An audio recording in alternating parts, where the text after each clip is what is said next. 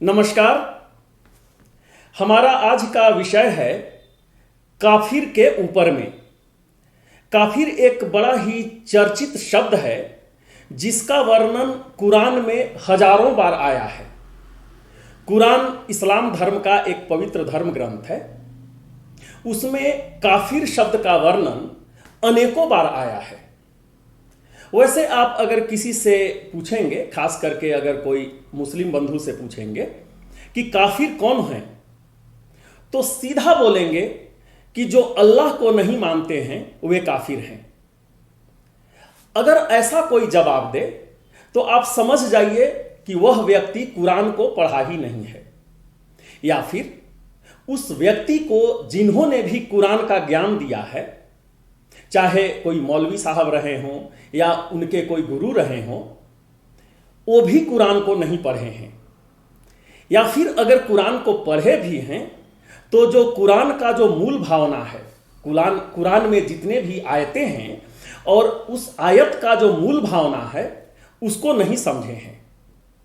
तो सबसे पहले हम ये बात करेंगे कि काफिर कौन नहीं है, और इसके बाद हम बात करेंगे कि कुरान में काफिर किसको बतलाया गया है। अगर कोई व्यक्ति बोलता है कि जो अल्लाह को नहीं माने वो काफिर है, तो यह गलत है, क्योंकि कुरान में ऐसा वर्णन नहीं है। इसको हम दो रेफरेंस के साथ में बात करेंगे।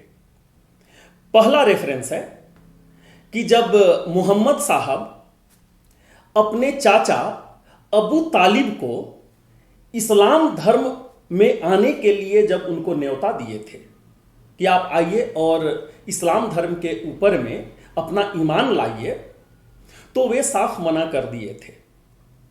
वे बोले थे कि हमारा अपना दीन है, हमारे जो पूर्वज लोग हैं उनका अपना धर्म है, उनका अपना दीन है, और उस दीन को छोड़ करके हम किसी और को नहीं पूजेंगे। पर हाँ, अगर तुम किसी और को पूजना चाहो, किसी और दीन को अगर चाहो, तो इसमें हमें कोई आपत्ति नहीं है। हम तुम्हारे साथ कोई झगड़ा नहीं करेंगे, क्योंकि तुम हमारे बहुत प्रिय हो। देखिए, इसके बाद में क्या होता है कि जब उनके जो चाचा जान थे वो जब मना कर देते हैं, तो सबसे पहला इस्लाम के ऊपर ईमान लाने वाले जो थी वो थी उनकी बड़ी पत्नी, जिनका नाम था खलीदा। ठीक है, तो यह एक रेफरेंस हुआ जो कि साफ दर्शाता है कि जो अल्लाह को नहीं माने वो काफिर नहीं है। अब हम दूसरा उदाहरण ले रहे हैं। इसके लिए हम रेफरेंस आपको पहले बतला देते हैं। तो वह रेफरेंस है सूरा नंबर 16 जिसका नाम है नहल, और इसमें जो आयत है वह है 115। देखिए इसमें क्या लिखा हुआ है। इसमें साफ लिखा हुआ है कि जिस चीज पर खुदा के सिवा किसी और का नाम पुकारा जाए उसको भी, हाँ, अगर कोई नाचार हो जाए तो बशर्ते कि गुनाह करने वाला न हो और न हद से निकलने वाला हो, तो खुदा बख्शने वाला मेहरबान है। देखिए, अगर कोई व्यक्ति गुनाह करने वाला नहीं हो, मतलब नेक दिल बंदा अगर कोई है, चाहे वे खुदा को माने या न माने, खुदा उनको कभी भी काफिर नहीं समझते हैं और खुदा उनके ऊपर मेहरबान रहते हैं। तो देखिए, अगर कोई भी व्यक्ति बोल रहा हो कि जो खुदा को न माने वो काफिर है, ऐसा वर्णन कुरान में नहीं है। अब हम बात करेंगे कि कुरान में किसको काफिर बतलाया गया है। पहले हम आपको रेफरेंस दे देते हैं कि हम जो बात कर रहे हैं वो किस रेफरेंस के साथ में बात कर रहे हैं, और ये रेफरेंस कुरान से ही है। तो सबसे पहले आप देख लीजिए कि सूरा नंबर 5 जिसका नाम है माईद, और इसमें आयत नंबर 44। हम उसको पढ़ने नहीं जा रहे हैं, हम सिर्फ आपको रेफरेंस के लिए बतला रहे हैं। दूसरा रेफरेंस है सूरा नंबर 8 जिसका नाम है अनफाल, और आयत नंबर 52 तीसरा जो रेफरेंस है सूरा नंबर 9 जिसका नाम है तौबा और आयत नंबर 37। ऐसे ऐसे अनेकों जगहों पर इसका वर्णन है, पर यहां पर हम सिर्फ 3 रेफरेंस ले रहे हैं। कुरान के अनुसार काफिर किसको बतलाया गया है? जो दुष्ट व्यक्ति है वह काफिर है, जो अधर्मी व्यक्ति है वह काफिर है, चाहे वह किसी भी धर्म को मानने वाला हो। दूसरा, वह व्यक्ति जो खुदा का आदेश को नहीं माने वह भी काफिर है। खुदा का आदेश का क्या मतलब है? खुदा का जो भी आदेश है इस कुरान में है, जिसको आयत के रूप में वर्णन किया हुआ है। खुदा उसमें बोलते हैं कि जो भी व्यक्ति हमारा जो आयत है उसके विपरीत जाता है वह काफिर है।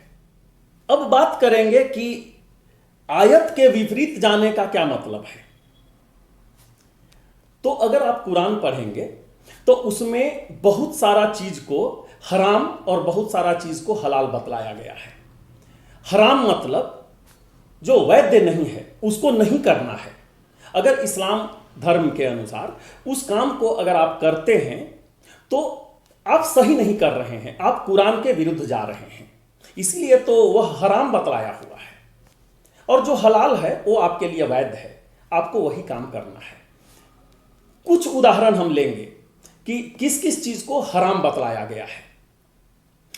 जैसे सूदखोरी, अगर आप सूद से कुछ पैसा कमा रहे हैं और सूद का पैसा खा रहे हैं तो कुरान में, इस्लाम में इसको हराम बतलाया गया है। गलत फैसला सुनाना, अगर आपको कोई जज बना दिया है या पंच बना दिया है और फैसला अगर आप गलत सुना देते हैं, ये भी हराम है। गलत गवाही देना, ये भी हराम है। ठीक है। अगर आप किसी जंतु को काट रहे हैं तो काटने का भी विधि बतलाया गया है। अगर खुदा का नाम लिए बिना अगर किसी जीव जंतु को काट रहे हैं तो वो भी हराम है। किसी का हक मार लेते हैं वो भी हराम है। तो ऐसे ऐसे बहुत सारा उदाहरण है क्या हराम है और क्या हलाल है।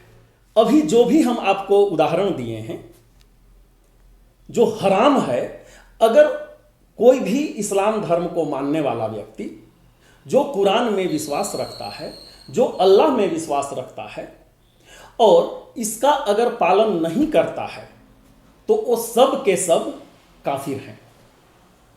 ठीक है। अब कुरान में काफिरों का सजा भी सुनाया गया है।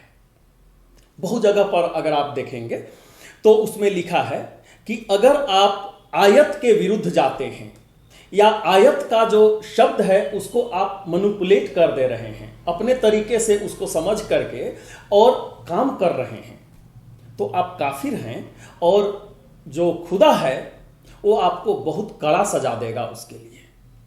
ठीक है। तो काफिरों की सजा हत्या बतलाई गई है। ठीक है। कत्ल करना उसका सजा बतलाया गया है।